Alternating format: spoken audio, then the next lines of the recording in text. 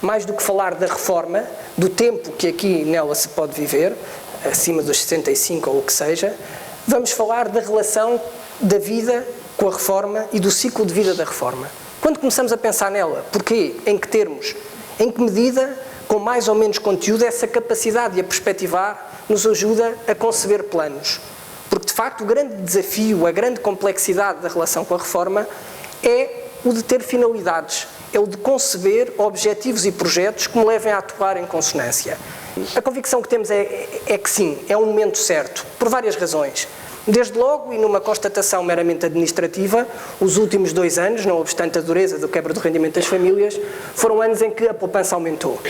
Mas mais do que isso, o que verdadeiramente nos parece interessante para podermos convocar a discussão neste momento é que a realidade portuguesa, aquilo que o Carlos e eu gostamos de chamar de nova realidade, porque contextualmente e por decreto as bases com que nos moldamos como consumidores e decisores está a mudar, o Estado Social vai ser diferente, a capacidade de termos acesso à educação gratuita, saúde gratuita, reforma em determinados níveis vai mudar e essa consciência as pessoas estão a tê-la. E ao terem essa consciência estão-se a refundar seriamente. De facto, o que hoje se observa na sociedade portuguesa e das muitas conversas que ao longo destes últimos anos tivemos, centenas largas de entrevistas e de inquéritos, percebemos que as pessoas estão a redefinir conceitos, estão a redefinir imagens, estão a redefinir prioridades. E por isso nos parece que este tema tão central porque à volta dele se fala do ponto de vista político e do ponto de vista mediático, mas tão central para as nossas vidas, pode ser discutido com uma ambição diferente e com uma objetividade diferente. Porquê a palavra inovar? Discutimos muito, devíamos forçá-la com este peso ou não. Pareceu-nos que sim. Desde logo, e como podem ver pela lógica da seta, porque estamos a falar de uma necessidade de perspectiva de mudança. Dificilmente vamos resolver o problema de muitas das pessoas que já hoje estão na reforma e que já hoje estão condicionadas por ciclos de vida, se calhar, pouco pautados na preparação dessa reforma. Quisemos também convocar para esta discussão uma abordagem de inovação. A solução, ou as soluções, não são individuais. São do conjugar de forças e perceber que forças são essas, qual é o papel possível de cada um. E de facto é muito curioso observar que para pensarmos, ou para começarmos a pensar na inovação séria da reforma, é preciso chamar esta gente toda para a mesa. As pessoas, os indivíduos, as famílias, o Estado, a sociedade, o mercado. E esta é a primeira ideia fundamental para podermos trabalhar a sério sobre o tema da inovação. É que quando se trata de temas tão complexos como este, de facto, é preciso convocar todos. E nós, mesmo nesta sala, estamos todos representados neste gráfico. Como ponto de partida para a reflexão, neste processo que tentámos que fosse sistemático de inovação, foi perceber o modelo incumbente. É um modelo que pauta 3 grandes descontinuidades. E, de facto, esse parece-nos que é o assunto central desta discussão. Quão cada um de nós aceita que haja um momento da sua vida de significativas descontinuidades. A primeira é técnica. Muda o perfil da minha remuneração. Até este dia tenho salários, a partir deste dia tenho reforma, pensão, o que lhe queiramos chamar, mas para além desta dimensão técnica, há uma dimensão mais qualitativa que tem a ver com a noção de que eu condiciono o que vou ganhar. Este momento pauta o que nós chamamos de um fim de espaço e tempos fixos. Bem ou mal, até esta altura, a nossa vida é regulada. Tem horários, tem dias, tem hábitos. Há uma capacidade de encher as 24 horas do dia que está definida. Este tempo obriga-nos a reinventar o tempo, a reinventar a capacidade de nos sentirmos úteis, de nos sentirmos capazes.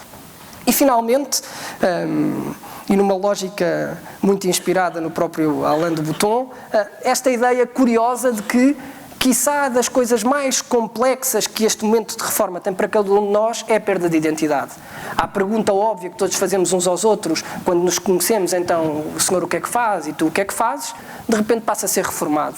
E numa sociedade, como aqui foi dito, em que a ideia de reformado é uma ideia com ausência de conteúdo, há quase uma perda de qualidade social estranha e inaceitável, desde logo porque, como se hoje, em média as pessoas vão ter mais 20 anos pela frente. 20 anos em que se é menos na sociedade do que todos os outros é de uma estranheza quase inconcebível. A ideia das contemplações tem também a ver com a necessidade absoluta de mudar radicalmente e o mais cedo possível a linguagem instalada ou também a linguagem incumbente relativamente ao tema da reforma. E compete claramente a quem está empenhado em inovar a reforma começar por mudar a linguagem. E uma das tais contemplações, dos tais conteúdos que precisamos de criar para os mais velhos, é esta noção de que eles são convocados para fazer a síntese do conhecimento do seu tempo e, com isso, fixar conhecimento para as próximas gerações. E a esta capacidade é preciso encontrar formas, mecanismos, para que os mais velhos sejam os guardiões de toda esta dinâmica que cada época vai produzindo. Todos nós, com a evidência dos mídias, mas também com a evidência do nosso cotidiano, percebemos que há duas dimensões estranhamente, face àquilo que foi a história recente da sociedade portuguesa, novas no planear e no perspectivar a vida futura. Um é a certeza de que, por um conjunto de fatores, vou ter uma reforma menor. A outra tem a ver com a saúde. Até hoje, o próprio Estado garantiu à generalidade das pessoas que vivem esta fase da sua vida um acesso, de facto, tendencialmente gratuito. De repente, o que temos é uma progressiva e rápida arritmia entre o que serão soluções para manter mais tempo vivo e capacidade delas ter acesso. Diríamos que há dois saltos que podemos dar. Um é deixar de falar de preparar a reforma. Se calhar o que temos que ter cada vez mais é uma lógica de desenhar uma vida em continuidade. Claro que há de haver uma reforma, claro que há de haver um momento em que aquelas 3 descontinuidades de que falei atrás existirão. Mas é a minha vida. Continuo a ter o meu espectro de relações, de famílias, de objetivos, de capacidades e, portanto, ter esta capacidade de desenhar uma vida em continuidade é para nós central. A outra, agarrada a esta, é que se calhar a lógica de poupar para a reforma, no sentido de que é um exercício facilmente quantificável, planeável, em que eu tenho objetivos, em que eu sei medir os ganhos e os não ganhos, é em si, se calhar, uma indução errada ao desafio. Se eu assumir que o que eu tenho que ter é capacidade de investir na reforma, então a lógica como olho para esta preparação é muito mais do que financeira. E o que se pede aos operadores de mercado é que consigam compreender bem, não apenas numa lógica de CRM, nem numa lógica demográfica clássica, mas compreender bem quando é que surgem momentos cruciais sobre os quais a ideia de investir na reforma, nessa tal reforma vista desta maneira, pode fazer sentido. E assim, se percebermos e se sairmos daqui conscientes de que cada um de nós pode percorrer aquele processo de contemplações, com mais filosofia, com menos, com mais pragmatismo, com menos, com mais receio, com mais proatividade, se percebermos qual é o nosso papel, individualmente, eu, Rui Dias Alves, como pai, o Carlos como pai e como investigador, outros que aqui estão como decisores e gestores, qual é o nosso papel neste sistema, se assumirmos que globalmente há um espaço de redefinição de morfologias, de tipologias, de léxicos, então será pelo menos mais fácil, que não fácil em absoluto, passar à ação. E passando com uma ideia clara, a ideia de que este futuro de que o Carlos falou, desproporcional face àquilo que tradicionalmente foi a nossa imagem, desproporcional porque pautado de 25% de pessoas com mais de 65 anos daqui a 2 décadas, é um futuro que pode ser bom. Porque, da mesma forma, e retomando a ideia da síntese, gerações mais velhas, mais capazes, mais formadas, mais conscientes e mais maduras, têm em si um conjunto de externalidades para a sociedade imenso, particularmente novo.